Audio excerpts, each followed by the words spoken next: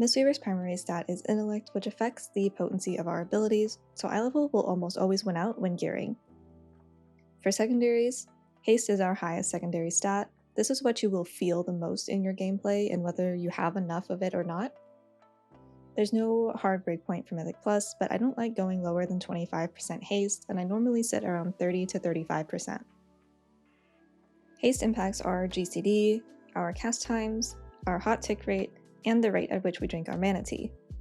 Haste is mostly impacting our ability to do effective healing through ancient teachings, as well as getting high value during your short celestial rotations because of the shortened GCD. If you don't have enough haste, you are going to feel like you are falling behind with your ancient teachings healing, mostly because you can't get through the rotation quickly enough, and you're going to have to spot heal with casted abilities, which is just going to make the playstyle feel pretty clunky.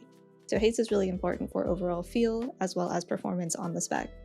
Critical Strike is our second highest secondary stat, which just impacts the healing and damage that we do. Critical Strike is a little bit more valuable than Versatility when it comes to our throughput, so typically I do recommend just focusing on Haste and Crit for most players. Versatility is our second or third highest secondary stat, and it does impact damage and healing a little bit, but it also plays into survivability and a bit of scaling on things like Chi Cocoon and Life Cocoon.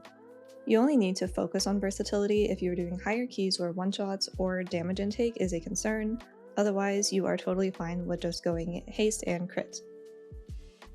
And finally we have Mastery.